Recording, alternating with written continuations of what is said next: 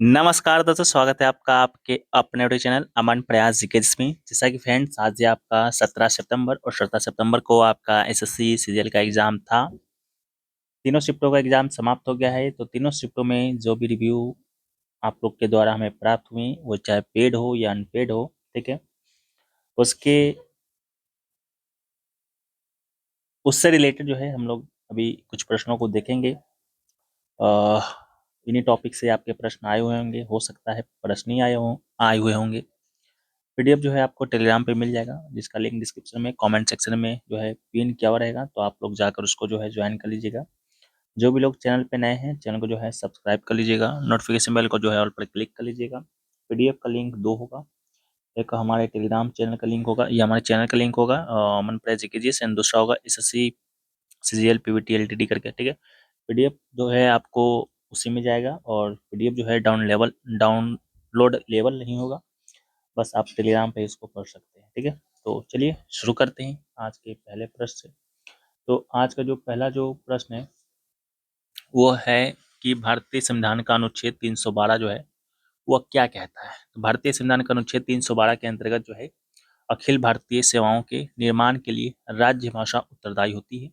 अखिल भारतीय सेवाएं संयुक्त रूप से तीन यथा भारतीय प्रशासनिक सेवा, भारतीय पुलिस सेवा तथा भारतीय वन सेवा को कहा जाता है। अनुच्छेद 312 के अनुसार यदि राज्यसभा अपने 2/3 बहुमत से नई अखिल भारतीय सेवा के सृजन हेतु प्रस्ताव पारित करे, तो संसद इस प्रस्ताव के आधार पर जो है नई अखिल भारतीय सेवा का गठन कर सकता है, ठीक है। तो इसको भी याद रखिएगा। इसके अलावा जो है नेक्स्ट क्वेश्चन है कि भारत में अंतर्राज्यीय नदी जल विवादों के संदर्भ में निम्नलिखित कथन पर विचार करना है। कथन एक दिया गया है अनुच्छेद 262, संसद को अंतर्राज्यीय नदी जल विवादों से संबंधित मामलों में सर्वोच्च न्यायालय और अन्य न्यायालयों के अधिकार क्षेत्र को प्रतिबंधित करने का अधिकार देता है। दूसरा जो कथन है वह है कि नदी बोर्ड अधिनियम 1956 का उपयोग समन्वित नदी बेसिन विकास के लिए कई नदी बोर्ड स्थापित करने के लिए जो है प्रभावी रूप से किया गया है। तीसरा कथन है कि सरकारी आयोग की सिफारिशों के आधार पर समयबद्ध न्यायाधिकरण गठन और पुरस्कार वितरण शुरू करने के लिए जो है अंतर्राज्यीय जल विवाद अधिनियम 1965 में संशोधन किया गया था, ठीक है। चौथा जो कथन है वह है कि संघ सूची की प्रविष्टि 56 केंद्र सरकार को राष्ट्रीय हित के लिए अंतर्राज्यीय नदियों और नदी घाटियों पर कानून बनाने का अधिकार देती है। उपयुक्त कथनों में से जो है कितने सही है पूछा गया है। तो राइट आंसर जो है केवल 3 हो जाएगा। इन 4 कथन में 3 कथन सही है। कौन कौन सा कथन सही है? तो कथन एक जो है वो सही है। वो कहता है कि अनुच्छेद 262 तो संसद को अंतर्राज्यीय जल विवादों में सर्वोच्च न्यायालय और अन्य न्यायालयों के अधिकार क्षेत्र को प्रतिबंधित करने वाला कानून पारित करने की अनुमति देता है। जबकि कथन दो जो है वो गलत है। जबकि नदी बोर्ड अधिनियम 1956 ऐसे बोर्डों का प्रावधान करता है, इस अधिनियम के तहत कभी भी कोई नदी बोर्ड स्थापित नहीं किया गया है। तीसरा कथन भी सही है। क्या है? तो सरकारी आयोग की सिफारिशों के अनुसार समयबद्ध तंत्र ट्रिब्यूनल गठन के लिए जो है 1 वर्ष पुरस्कार वितरण के लिए 3 वर्ष पेश करने के लिए अंतर्राज्यीय जल विवाद अधिनियम 1956 में 2002 में संशोधन किया गया था। कथन 4 भी आपका सही है। संघ सूची की प्रविष्टि 56 संसद को जनहित में अंतर्राज्यीय नदियों और नदी घाटियों से संबंधित मामलों पर कानून बनाने का अधिकार देती है। नेक्स्ट क्वेश्चन है कि लो अयस्क और मैग्नीज खनिज के लिए जो है प्रसिद्ध शिवमोगा जिला भारत के किस राज्य में स्थित है? राइट आंसर जो है वो आपका हो जाएगा कर्नाटक, ठीक है। शिवमोगा जिला जो है कर्नाटक राज्य में स्थित है। शिवमोगा लोहे के अयस्क और मैग्नीज खनिजों के समृद्ध भंडार के लिए जो है जाना जाता है। कर्नाटक जो है भारत के प्रमुख राज्यों में से एक है और अपने खनिज संपदा के लिए जो है वह जाना जाता है। अगला क्वेश्चन है विशु निम्नलिखित में से किस राज्य का जो है प्रसिद्ध त्योहार है? तो राइट आंसर जो है आपका केरल हो जाएगा।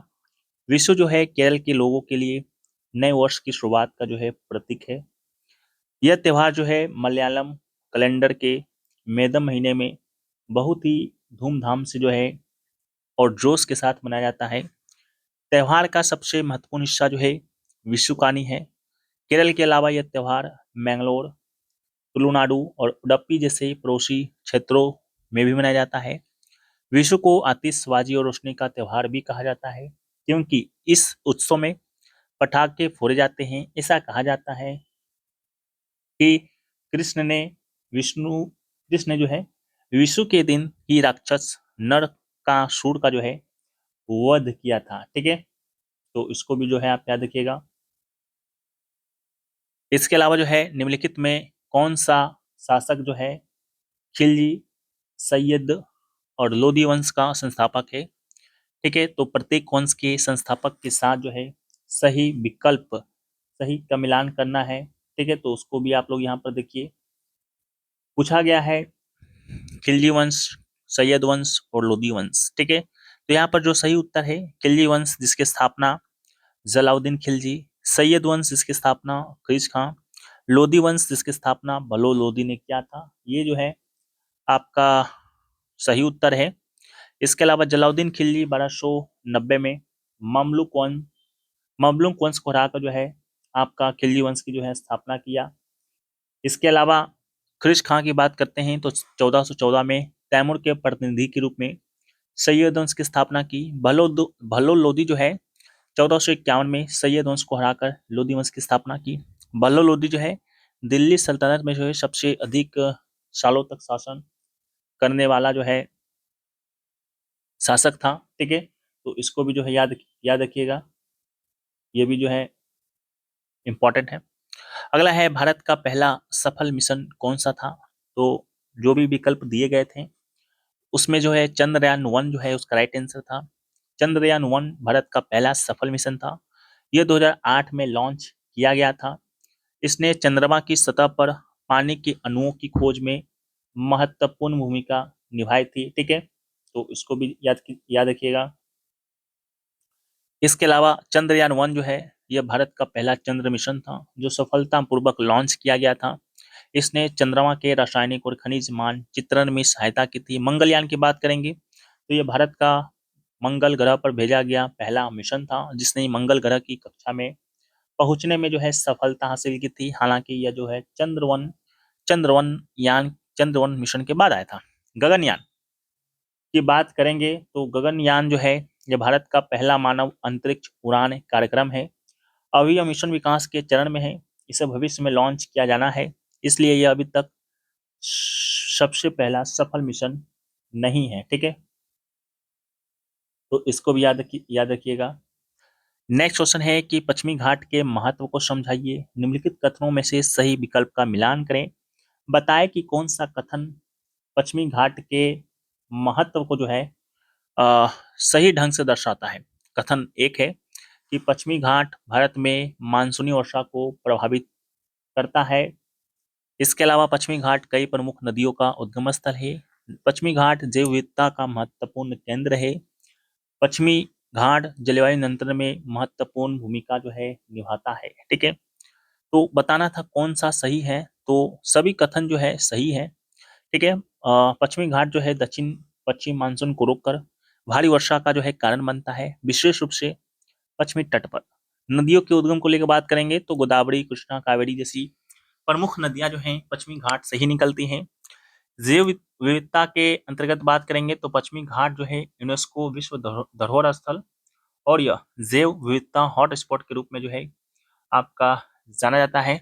जलवायु नियंत्रण की बात करेंगे तो यह क्षेत्र स्थानीय और क्षेत्रीय जलवायु को जो है संतुलित करता है। अगला है भारतीय संविधान का अनुच्छेद 21 से किससे संबंधित है। तो भारतीय संविधान का अनुच्छेद 21A की बात करेंगे तो ये आपका शिक्षा से संबंधित है। अनुच्छेद 21A यह घोषणा करता है कि राज्य 6 से 14 वर्ष की आयु के सभी बच्चों को मुफ्त और अनिवार्य शिक्षा जो है प्रदान करेगा। यह प्रावधान केवल प्रारंभिक शिक्षा को मौलिक अधिकार बनाता है। इसे जो है 2002 के 6वें संवैधानिक संशोधन के द्वारा जो है जोड़ा गया था। इसे एक प्रमुख मील का पत्थर माना जाता है क्योंकि देश का लक्ष्य सभी के लिए जो है शिक्षा हासिल करना है। इसके अलावा भारतीय संविधान के महत्वपूर्ण अनुच्छेदों की जब हम लोग बात करते हैं तो अनुच्छेद 14 याद रखिएगा, कानून के समक्ष समानता। अनुच्छेद 19 जो है भाषण और अभिव्यक्ति की स्वतंत्रता। अनुच्छेद 21 जो है जीवन का अधिकार और व्यक्तिगत स्वतंत्रता। अनुच्छेद 21A जो है शिक्षा का अधिकार से संबंधित है। अनुच्छेद 35A जो है उसको भी याद रखिएगा। अनुच्छेद 44 जो है समान नागरिक संहिता से संबंधित है। अनुच्छेद 51 ए जो है मौलिक कर्तव्य से संबंधित है। अनुच्छेद 112 जो है बजट से संबंधित है। अनुच्छेद 324 जो है चुनाव आयोग से संबंधित है। अनुच्छेद 343 जो है आधिकारिक भाषाएं से संबंधित है। अनुच्छेद 352 जो है आपका राष्ट्रीय आपातकाल से। अनुच्छेद 368 जो है संविधान में संशोधन करने की संसद की शक्ति से। अनुच्छेद 370 जो है जम्मू कश्मीर राज्य के संबंध में अस्थायी प्रावधान से संबंधित है, जिसको निरस्त कर दिया गया है। नेक्स्ट क्वेश्चन है कि गुप्त प्रशासन में निम्नलिखित में से कौन सा कर जो है किसानों से जो है लिया जाता था? भाग, हिरण्य, उद्रंग या उपयुक्त सभी? तो राइट आंसर जो है उपयुक्त सभी इसका राइट आंसर होगा। गुप्त काल में कर व्यवस्था की जब हम लोग बात करते हैं तो भूमि कर कुल उपज का 1/4 से लेकर जो है 1/6 भाग तक होता था। वृष्टि कर भी जो है प्रमुख था, जिसका अर्थ है वेगार के रूप में लिया जाने वाला कर। गुप्त काल में जनसंख्या पर लगाए जाने वाले अन्य करों के लिए जो है यहाँ पर दिया गया है, जैसे एक आपका हुआ शुल्का। ठीक है, तो शुल्का जो है व्यापारियों के द्वारा किसी शहर या बंदरगाह में लाए गए माल का एक शाही हिस्सा है, जो अक्सर सीमा शुल्क और टोल से जुड़ा होता था। यह हिस्सा व्यापार से राजा के अधिकार को दर्शाता था, जो आयातित माल पर लगने वाले आधुनिक करों के समान था। कारा की जब हम लोग बात करते हैं तो यह एक आवधिक कर था, जो गुप्त काल के दौरान ग्रामीण वार्षिक कर के अलावा जो है देते थे। क्लिप्ट और उपक्लिप्ट की बात करेंगे तो ये कर गुप्त काल के दौरान कर के शासित क्षेत्रों में भूमि की खरीद और बिक्री से संबंधित थे। बलि की बात करेंगे तो गुप्त काल में इसे दमनकारी कर माना जाता था, क्योंकि पहले से ये जो है लोगों के द्वारा अपनी इच्छा अनुसार जो है दिया जाने वाला कर था, लेकिन बाद में इसे जो है अस्थायी कर दिया गया। भोग की बात करेंगे तो गुप्त काल के दौरान यह कर लोगों के द्वारा राजा को दिया गया भोजन, फल और उपज से संबंधित था। भगा की बात करेंगे तो जैसा कि ऊपर चर्चा की गई है कि भूमि से प्राप्त उपज के 1/4 में और 1/6 में राजस्व से संबंधित था। हिरण्य की बात करेंगे तो फसल का वो भाग जो कर के रूप में राजा को समर्पित किया जाता था, उसे हिरण्य कहा जाता। अगला है पुस्तक एन एरा ऑफ डार्कनेस के लेखक कौन थे? रोमिला थापर, शशि थरूर या बिपिन चंद्र या रामचंद्र गुहा? तो इसका राइट आंसर जो है शशि थरूर होगा। वर्ष 2017 में कांग्रेस नेता शशि थरूर की पुस्तक शीर्षक N era of darkness the British umpire in India पुस्तक में ब्रिटिश राज के दौरान केवल उपमहाद्वीप में किए गए अत्याचारों और गलत कार्यों को जो है दर्शाया गया है। अगला है शतरंज में एन पासेंट का नियम जो है किससे संबंधित है? चार ऑप्शन है, प्यादे की विशेष चाल, राजा की रक्षा, घोड़े की चाल या रानी की स्थिति। राइट आंसर जो है ऑप्शन नंबर 1 प्यादे की विशेष चाल इसका राइट आंसर होगा। एन पासेंट नियम जो है एक शतरंज में एक विशेष मोहरा कैप्चरिंग कदम है। एन पासेंट जो है एक फ्रांसीसी व्यक्ति है जो पासिंग में अनुवाद करता है। यह कैप्चर ठीक इसी प्रकार का काम करता है। प्यादे जो है आमतौर पर केवल उन टुकड़ों को ही पकड़ सकते हैं जो आसन फाइल पर सीधे तिरछे उसके सामने हो। यह पकड़े गए टुकड़े की वर्ग में चला जाता है और उसे बदल देता है। अगला है भारत के संविधान में कौन सा संशोधन जो है 6 से 14 वर्ष की आयु के बच्चे के लिए जो है मुफ्त और अनिवार्य शिक्षा को शामिल करता है? राइट आंसर जो है 86वां संशोधन राइट आंसर होगा। भारत के संविधान का 86वां संशोधन 6 से 14 वर्ष की आयु के बच्चे के लिए जो है मुफ्त और अनिवार्य शिक्षा को शामिल करता है। इस संशोधन ने भारतीय संविधान में एक नया अनुच्छेद अनुच्छेद 21 ए जोड़ा, जिसने शिक्षा को जो है एक मौलिक अधिकार बना दिया। और इसी संशोधन के द्वारा जो है 11वां मौलिक कर्तव्य जो है वो भी जोड़ा गया था। ठीक है, पहले 10 मौलिक कर्तव्य था, लेकिन बाद में 2002 में जो है इसे जोड़ा गया था, तब जाकर जो है 11 मौलिक कर्तव्य हुए। अगला है कि नारकोटिक्स कंट्रोल ब्यूरो एनसीबी के निदेशक महानिदेशक के रूप में हाल ही में किस आईपीएस अधिकारी को नियुक्त किया गया? राकेश अस्थाना, अनुराग गर्ग, संजय अरोड़ा या विवेक सहाय? राइट आंसर जो है ऑप्शन नंबर बी अनुराग गर्ग इसका राइट आंसर होगा। हिमाचल प्रदेश कैडर के 1993 बैच के आईपीएस अधिकारी अनुराग गर्ग को नारकोटिक्स कंट्रोल ब्यूरो एनसीबी का जो है नया महानिदेशक जो है नियुक्त किया गया। यह वर्तमान में सीमा सुरक्षा बल में अतिरिक्त महानिदेशक के रूप में जो है कार्यरत हैं। कैबिनेट की नियुक्ति समिति ने 23 मई 2026 तक या अगले आदेश तक जो है प्रतिनियुक्ति पर उनकी नियुक्ति को मंजूरी दे दी है। एनसीबी भारत की संघीय मादक पदार्थ निरोधक एजेंसी है जिसके देश भर में कार्यालय है। अगला है 2025 की मानव विकास सूचकांक रिपोर्ट में भारत का मानव विकास सूचकांक HDI मान क्या है? राइट आंसर जो है 130 इसका राइट आंसर होगा। संयुक्त राष्ट्र विकास कार्यक्रम यानी UNDP के द्वारा जारी मानव विकास रिपोर्ट 2025 के अनुसार भारत ने वर्ष 2023 के मानव विकास सूचकांक HDI में जो है 3 स्थान की छलांग लगाते हुए 193 देशों में जो है 130वां स्थान प्राप्त किया है। HDI के बारे में कुछ इंपॉर्टेंट पॉइंट देखें क्या है, तो HDI जो है एक समग्र सांख्यिकीय माप है जो किसी देश के नागरिक की औसत उपलब्धियों को विभिन्न आयामों पर मापता है। प्रमुख संकेतक की बात करेंगे तो स्वास्थ्य, जन्म के समय जीवन प्रत्याशा के आती शिक्षा, स्कूली शिक्षा की प्रत्याशित अवधि और औसत स्कूली शिक्षा अवधि। जीवन स्तर की बात करेंगे तो प्रति व्यक्ति सकल राष्ट्रीय आय GNI पर कैपिटा PP समायोजित है। अवधारणा की बात करेंगे तो ये सूचकांक पहली बार 1990 में महबूब उल हक और अमर्त्य सेन के जो है नेतृत्व में शुरू किया गया था। HDI रिपोर्ट 2023 जो कि 25 में आया, भारत का स्थान 130वां, HDI मान जो है 0.685, तो इसको याद रखिएगा। वर्गीकरण की बात करेंगे तो भारत जो है मध्यम मानव विकास श्रेणी में बना हुआ है, हालांकि यह उच्च मानव विकास की सीमा के निकट पहुंच रहा है। भारत के पड़ोसी देशों की स्थिति के बारे में बात करेंगे तो चीन जो है 78वां, श्रीलंका जो है 89वां, भूटान 125वां जो कि भारत से ऊपर है, जबकि बांग्लादेश 130वें की रैंकिंग बराबर है। ठीक है, नेपाल 145वां है, म्यांमार 150वां है और पाकिस्तान 168वां है जो कि भारत से नीचे है। अगला है कि कर्नाटक संगीत में निम्नलिखित में से कौन सा टर्म जो है धीमी लय यानी कि स्लो टेम्पो को दर्शाता है? धुरिता, विलंबिता, मध्यम या चौका?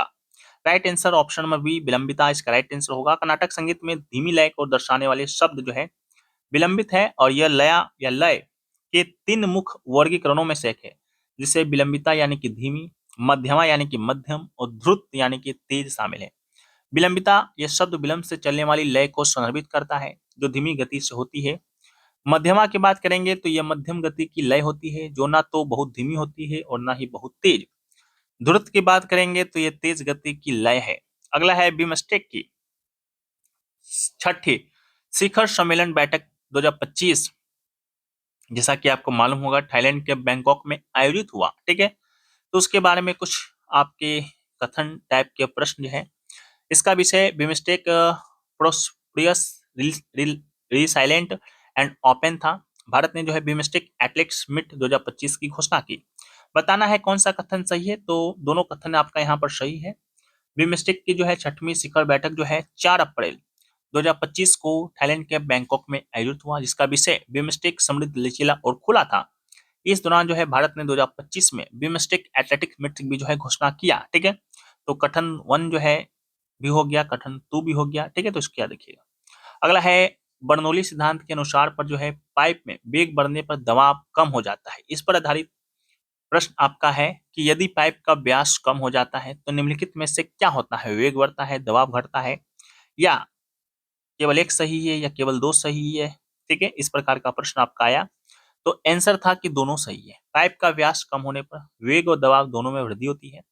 व्यास कम होने से प्रवाह को संकुचित किया जाता है जिससे वेग बढ़ता है।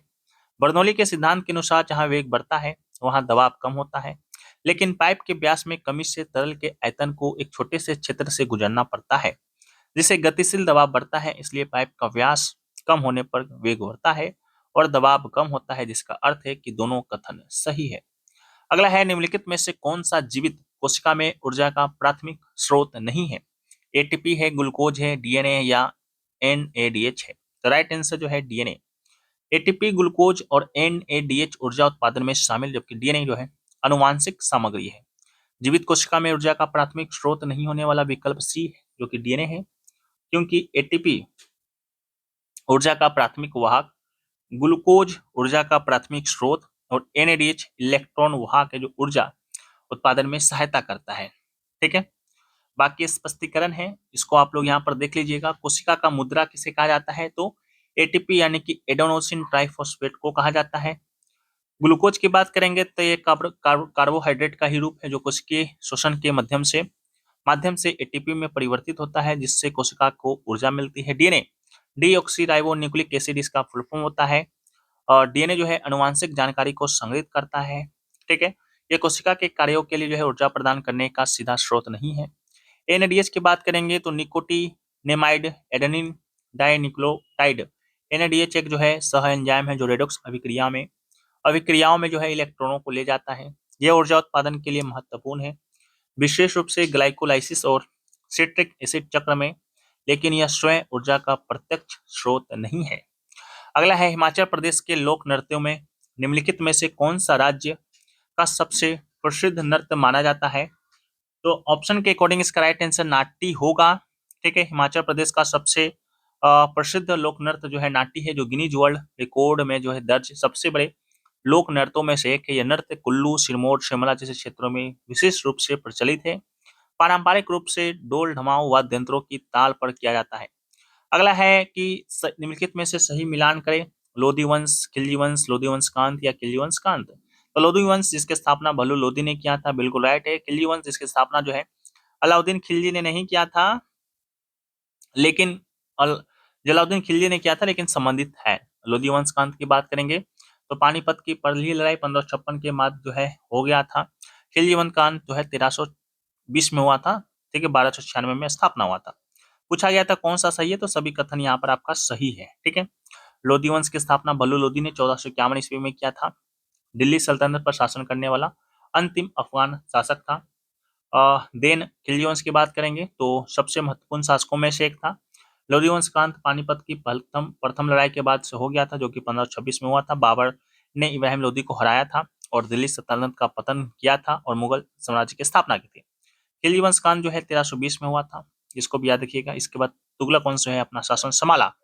अगला है निम्नलिखित में से कौन सा कथन सही है? पहला है पोलो को राजाओं का खेल कहा जाता है। यह राजस्थान पोलो क्लब 1918 में जयपुर में स्थापित किया गया था। दोनों कथन सही है, 1 और 2 सही है। राजस्थान में पोलो जो है खेल का एक प्रमुख केंद्र मेयो कॉलेज अजमेर है, जहां राज परिवारों ने इसका संरक्षण किया। अगला है निम्नलिखित में से कौन सा कथन सही है? पहला है यह भारत की वर्षा का प्रमुख स्रोत है और यह एडोमिक प्रजातियां प्रचुर मात्रा में है। तो दोनों कथन यहाँ पर सही है। ठीक है, भारत की वर्षा का प्रमुख स्रोत जो है मानसून है, ना कि कोई विशेष स्थान। कथन 2 भी सही है, क्योंकि भारत के विभिन्न जैव विविधता वाले स्थानों जैसे पश्चिमी घाट और उत्तर पूर्वी क्षेत्रों में जो है एंडेमिक यानी कि स्थानीय प्रजातियां भी पाई जाती है। ठीक है, याद रखिएगा। नेक्स्ट क्वेश्चन जो है कि गुप्त काल में मजबूरी श्रम यानी कि फोर्स्ड लेबर को जो है क्या कहा जाता? तो राइट आंसर जो है विष्टि कहा जाता था। तो गुप्त काल में मजबूरी श्रम फोर्स्ड लेबर को जो है विष्टि कहा जाता था, जो राज्य के लिए जो है आय का एक स्रोत था। लोगों के द्वारा चुकाए जाने वाले एक प्रकार के कर के समान था। गुप्त काल के दौरान ग्रामीणों को शाही सेना और अधिकारियों की सेवा के लिए जो है इसे विशिष्टि में जो है शामिल होने के लिए जो है मजबूर किया जाता था। ठीक है, बाकी भागा के बारे में पढ़ चुके हैं, हिरण्य भोग सब के बारे में हम लोग यहाँ पर ऊपर देख चुके हैं। अगला है भारत की पहली महिला ओलंपिक पदक विजेता कौन है? तो कर्णम कर्णम मल्लेश्वरी इसका राइट आंसर होगा। भारत की पहली ओलंपिक पदक विजेता जो है कर्णम मल्लेश्वरी थी, जिन्होंने सिडनी 2000 में जो है ओलंपिक में भारत तोलन में कांस्य पदक जीता। उन्होंने 69 किलोग्राम श्रेणी में जो है कुल 240 किलोग्राम भार उठाकर यह ऐतिहासिक उपलब्धि हासिल की, जिससे यह ओलंपिक पदक जीतने वाली पहली भारतीय महिला बनी। कर्णम मल्लेश्वरी ने जो है ओलंपिक से पहले कई राष्ट्रीय और अंतर्राष्ट्रीय पदक भी जीते थे। उन्हें खेल जगत में उनके दृढ़ संकल्प के लिए जो है जाना जाता है। अगला है निम्नलिखित में से कौन सा कथन डीपीएसपी के संदर्भ में सही है? पहला है कि 42वें संशोधन ने जो है अनुच्छेद 339F, 339A, 43A and 40A जोड़ा। अगला है कि 86वें संशोधन ने अनुच्छेद 45 को संशोधित कर जो है शिक्षा को मौलिक अधिकार में परिवर्तित किया। बताना है कौन सा सही है, तो दोनों कथन सही है। ठीक है, 42वें संशोधन के अनुसार जो है 39F जो कि बच्चों को स्वास्थ्य विकास से संबंधित है जोड़ा गया, 39A जोड़ा गया, 43A जोड़ा गया, 48A भी जोड़ा गया। ठीक है, बाकी 86वां संशोधन हुआ, उसके माध्यम से अनुच्छेद 45 का जो विषय वस्तु है वो भी बदल दिया गया।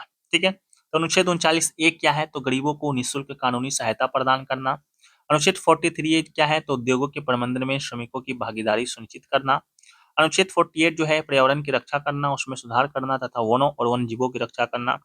अनुच्छेद 39F जो है ये बच्चों के स्वास्थ्य विकास के अवसरों को सुरक्षित करने से संबंधित है, जो 42वें संशोधन के द्वारा जोड़े गए निर्देशक सिद्धांतों में से एक था। ठीक है, बाकी कथन 2 भी सही है। अगला है मित्र शक्ति सेनाभ्यास से संबंधित प्रश्न आपके एग्जाम में आ रहे हैं, तो उसको भी देखना है। मे भी शायद इसका थीम्स रिलेटेड क्वेश्चन में भी पूछा जा सकता है या पूछा गया हो। तो हालांकि चर्चा में क्यों है मित्र शक्ति सेना अभ्यास, ठीक है। तो भारतीय सेना और श्रीलंकाई सेना के बीच जो है मित्र शक्ति सेना अभ्यास 12 अगस्त 2024 को श्रीलंकाई सेना प्रशिक्षण स्कूल मदुरी ओया में शुरू हुआ था। आयोजन 12 से 25 अगस्त तक हुआ। मित्र शक्ति सेना अभ्यास का ये 10वां संस्करण था। इसका प्रमुख उद्देश्य शहरी क्षेत्रों में आतंकवादी विरोधी अभियान चलाने की क्षमताओं में वृद्धि करना था। इसमें भारत की ओर से राजपुताना राइफल्स के 106 जवान भाग लिए थे और श्रीलंकाई सेना की ओर से गजावा रेजिमेंट के जवान भाग लिए थे, ठीक है। मित्र शक्ति सेनाभ्यास की बात करेंगे तो भारत और श्रीलंका के बीच का ये द्विपक्षीय वार्षिक संयुक्त प्रशिक्षण अभ्यास है। 2012 में शुरू किया गया था। इसे एक वर्ष भारत और वर्ष श्रीलंका में आयोजित किया जाता है। इस संयुक्त अभ्यास का मुख्य उद्देश्य श्रीलंकाई सशस्त्र बलों के साथ सैन्य संबंधों को जो है मजबूत करना है। अगला है हॉर्नबिल महोत्सव जो है किसका प्रतीक है। तो हॉर्नबिल महोत्सव जो है नागा संस्कृति में हॉर्नबिल पक्षी के महत्व और नागा जनजातियों की समृद्ध परंपराओं और विरासत का प्रतीक है। हॉर्नबिल पक्षी नागा लोक कथाओं में निष्ठा, सुंदरता, बहादुरी, सम्मान और सांस्कृतिक गौरव का प्रतीक माना जाता है। यह महोत्सव विभिन्न नागा जनजातियों की पारंपरिक कला, संगीत, नृत्य, व्यंजनों को प्रदर्शित करके उनके सांस्कृतिक जुड़ाव और पहचान के संरक्षण को बढ़ावा देता है।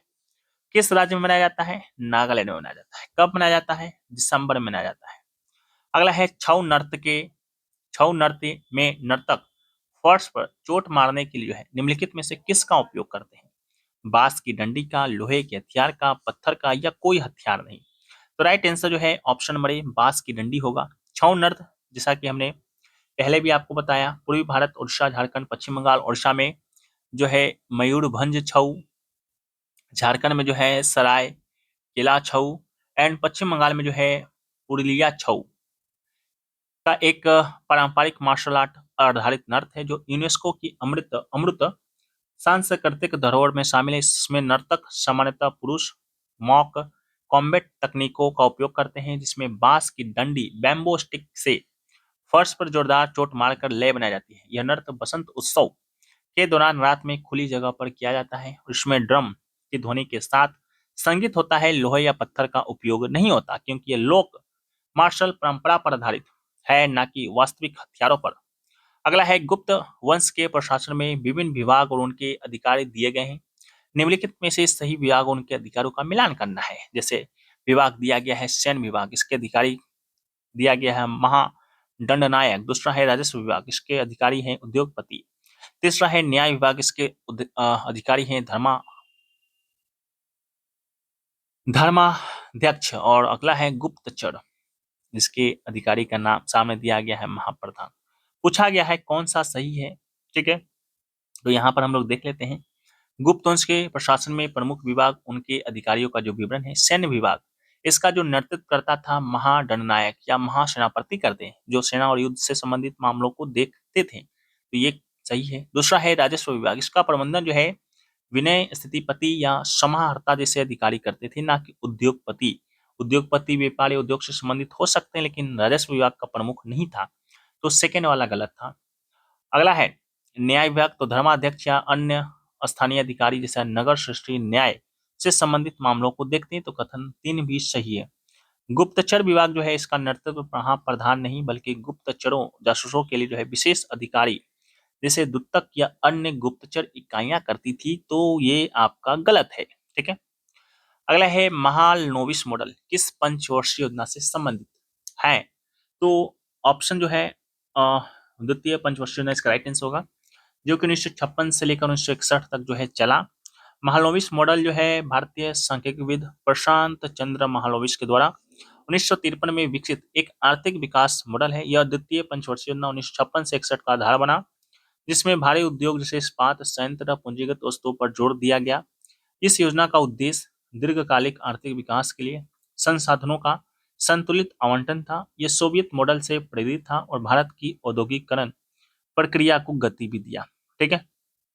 पहला जो पंचवर्षीय योजना था हेरोड डोमन मॉडल पर आधारित था, ठीक है। तो इसको भी याद रखिएगा, ठीक है। बाकी जो है हमें इतना ही रिव्यू प्राप्त हुआ, उससे रिलेटेड क्वेश्चन जो है हमने आपके सामने बता दिया। बाकी आप लोग जो है वीडियो को लाइक कर दीजिएगा, चैनल पर नए हो चैनल को सब्सक्राइब कर दीजिएगा और इसका जो पीडीएफ है टेलीग्राम पे मिल जाएगा।